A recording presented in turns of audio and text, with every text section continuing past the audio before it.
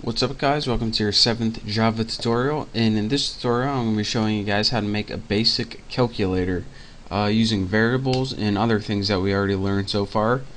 So in your last tutorial I showed you guys how to get input from a user using something called a scanner, and we're going to need that again, and I already imported it. So the first thing that we're going to want to do is go ahead and make a scanner variable. So let's go ahead and write scanner, and I'm going to name mine Bucky again, and again I'm going to set it equal to new scanner, and also I want to put system in so it knows where to get input from.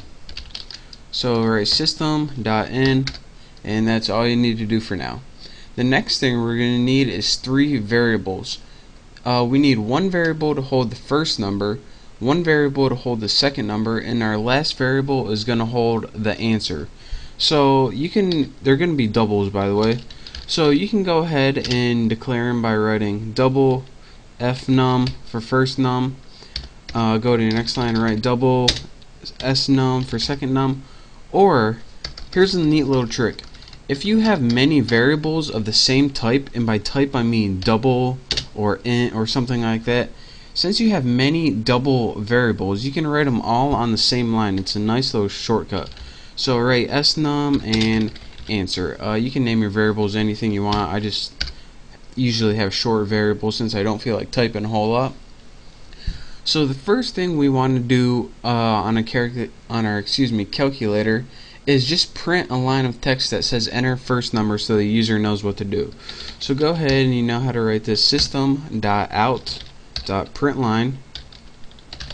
Println, and in your parameters just go ahead and write enter first num, and then put a little semicolon right there if you want.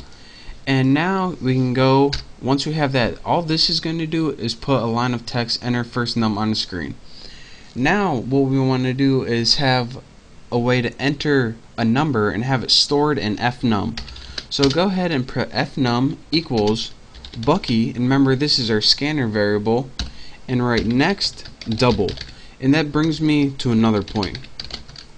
Now in our last tutorial I showed you guys something called next line, and it was right here, and that was for strings. Each data type in Java, you need to give it its own method, since you need to tell what you're going to be inputting in there so it knows how to save it. For example, if this was strings you're going to input in there, like hello, you're going to put next line, but since we're inputting a number, you're going to want next double, because double is a type of number. So now once we enter this number, and it can have decimal points, it's going to be stored in the variable fnum, and we're going to need that later. So now we have to do this exact same thing for the second number. So let's go ahead and copy this line since I'm too lazy to type it. Where's the copy? There you are at Haas. And next we want to print enter second number.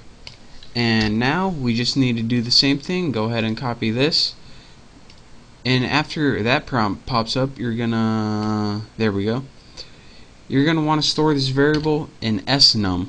So the first number you're going to type is going to be stored in the variable fnum, and the second number you type is going to be stored in the variable snum. This stands for first number and second number. Now what we want to do to get that answer that we have those variables is just add them together. So go ahead and write answer equals, and you're going to want to write fnum plus snum, and now we have whatever number that fnum and snum is going to be stored in answer. Now it's stored in there, but we need a way to output it to the screen to see what it was. So let's go ahead and write system.out.println, and in your parameters just write answer. And what this is going to do is output answer, whatever it was, to the screen. So go ahead and run this program, and hopefully I didn't get any errors. And here's our program right here. Enter first number. Let's do 34.6. Move my cursor out of the way. Press enter. Enter second number. 54.2. Press enter. It's going to give us our answer, 88.80001. And this is actually something that I want to talk to you guys about, and I will be talking to you guys about it in the next tutorial. Well, probably not in the next one, but this brings me to a good point, which we don't have time to talk about in this tutorial, but I will get to shortly.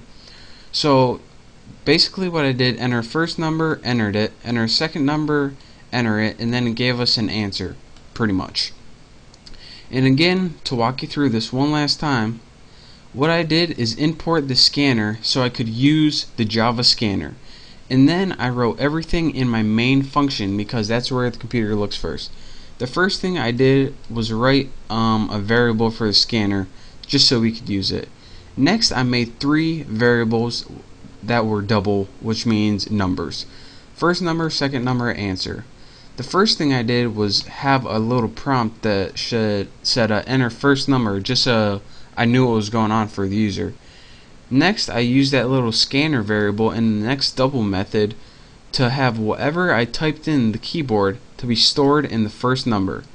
Then I just had something that says enter second number, and then I had it have the user input something else, and whatever they inputted that time is stored in snum. And then I just outputted whatever those two were added together, the sum of that, and I just printed it out on the screen. So that's a very basic calculator, and it had one flaw in it, and that was giving us many decimal points, and I'll show you why that is in the I don't know what tutorial, but it's going to be coming up pretty soon whenever I deal with numbers.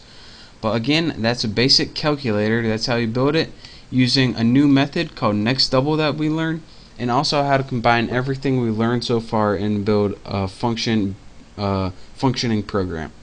So again, practice this, get good with it, make sure you understand everything we did up to this point, and once you do, you're ready to move on to my next tutorial.